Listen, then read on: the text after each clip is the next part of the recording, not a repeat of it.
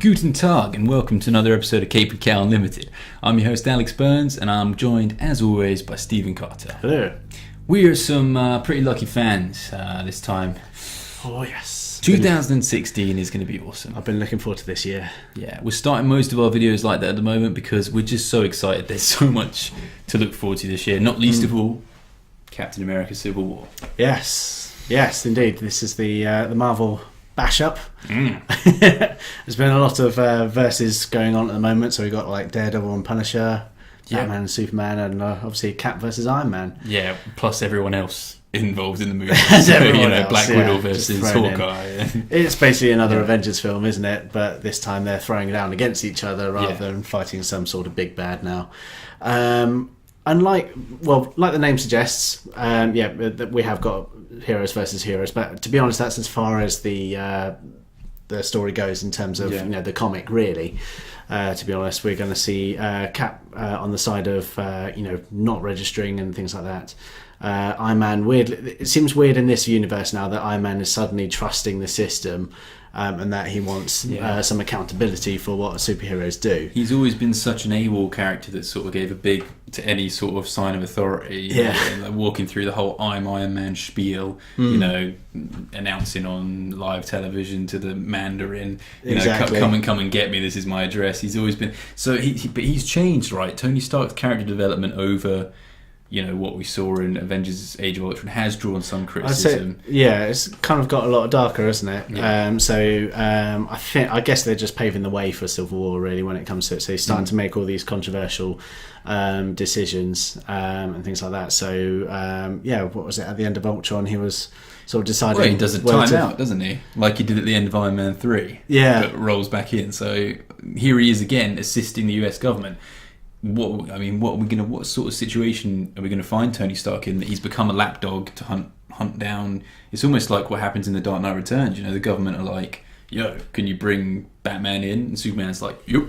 It's a bit. It's strange to see Iron Man because he's to fall in line like that. Hopefully, there's a bit more to it that we haven't seen. Yeah, whether he's been forced to do this or something like that. Maybe he's got some sort of real. Again, some sort of regret from what happened in Sokovia, because obviously there's an awful lot of destruction. Pretty much the whole city was literally raised off the floor, and this is twice now in the span of 2 movies where he's been unable to prevent. They stopped the bad guy, but still unable to really prevent mass destruction. And let's face it, I mean, it was his fault. Scarlet Witch helped him a bit as well. She put the fear in his mind that sort of pushed him to that decision. True, yeah. So we've got and that. Bruce Banner, I know he sort of runs off at the end of it, but he helped him. Do you know what I mean? He's getting off scot-free. He helped make the murder bot.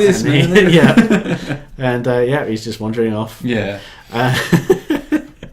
It's down to the reversal of roles, really. Captain America is now the fugitive.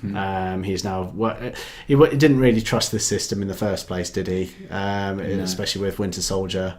He's a man out of time, big time, and adjusting to sort of. That's why Winter Soldier is like my favourite Marvel movie. I think just because it deals with such complex issues, and he's old school Cap. He's a voice for doing things when I know governments aren't always innocent and pure, but maybe it was a bit simpler back when everyone had a common enemy, and he's of that sort of mindset where now you're not sure if it's the enemy within that's more destructive as opposed to what you're told is the bad guy. So. It's going back to the comics as well. The reason why he didn't like the whole Registration Act anyway is because the government's going to tell you who the enemies are. Yeah.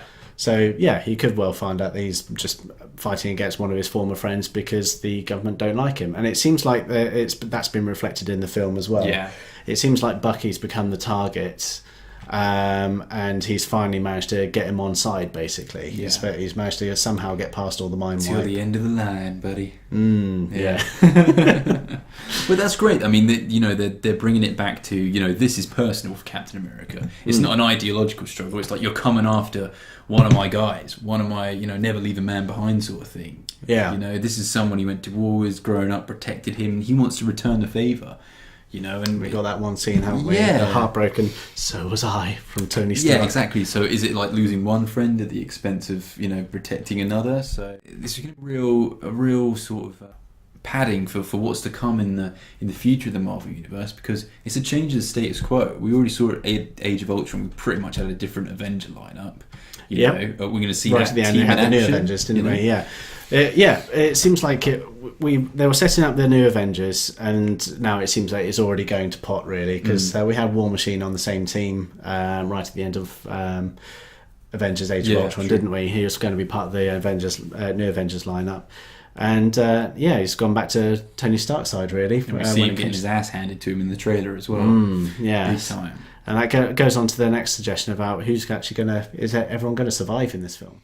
I do think you have to take some of these with a grain of salt. You know, some of the rumours that are swirling around, but it will be interesting, because what you'd think Infinity War, culmination of the Avenger trilogy, as we know, we don't know what's coming after that. It's all building to this. You'd think they'd want to keep the classic characters involved in that movie, just with everyone else involved as well. You'd like to think so, yeah. I mean, they could always they might be just trying to play catch up with the comics with a new generation of heroes that seems to be coming in. All new, all different Marvel. Yeah. So we know in the comics that Bucky's had a go at playing Cap before, so that could be something to hand over. Same with Falcon. The same as Falcon. Falcon's currently the current generation of Captain America. There doesn't seem to be any sign of that changing back. There's always seems to be a thing of it reverting back to normal, but I don't think they can possibly do that in the movies, really. I mean, comic book characters can be immortal, really, can't they? It's a real tricky ground when you start killing off main characters and then they have to kind of stay dead, because otherwise you set like a dangerous precedent, which is that these characters can come back. And I think that's one aspect of comic books that can kind of stay away from the movies, because will not make them forever. We'll probably get a different cycle and a different interpretation of the Avengers after this current crop's over. Yeah, it might be a gap of 10 years or whatever, because these films will live on and still make money and be incredibly profitable. Yeah, but it's a real tricky game. I mean, they have a similar problem in Arrow. They introduced like the Lazarus Pit. Mm-hmm. And it was that thing of they kind of had to get rid of it, because it's if someone dies, chuck him in there. They've used it a few times, so it's dangerous game. I know they killed off spoilers. They killed off Quicksilver in Age of Ultron.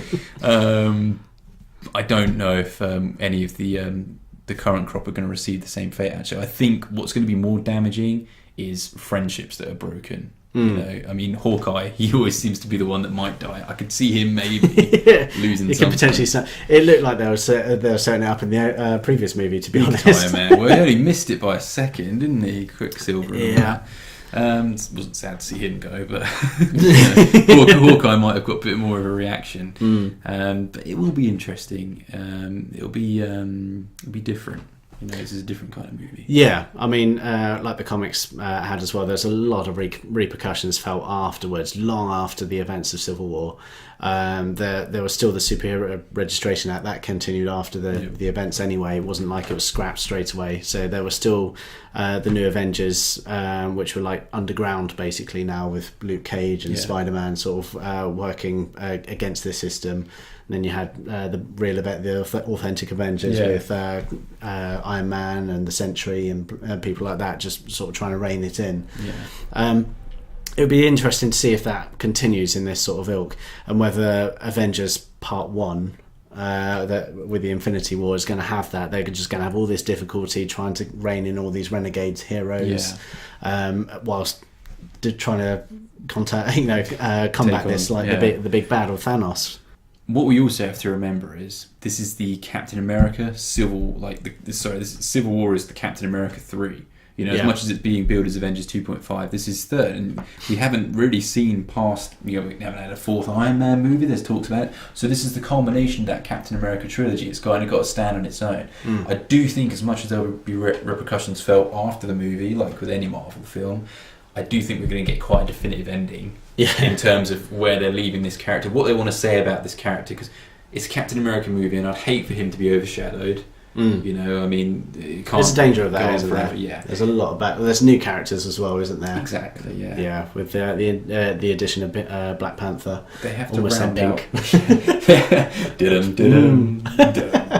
They have to round out Steve Rogers' story in a way that's that you can watch Cap 1, Cap 2, and Civil War. It's got to be a distinct beginning, middle, and end. Yeah, because Age of Ultron, again, as much as it connected, it rounded off, and that movie you can watch it on its own. Marvel are understanding now that as much as those previous movies leading up to the first Avengers were criticised because they felt like adverts. Yeah, now they're really saying, okay, tell a story and finish it. Yeah, and they did that. Ultron was gone, and you had the Avengers, and okay, so this is the Avengers going forward. Interesting, cool.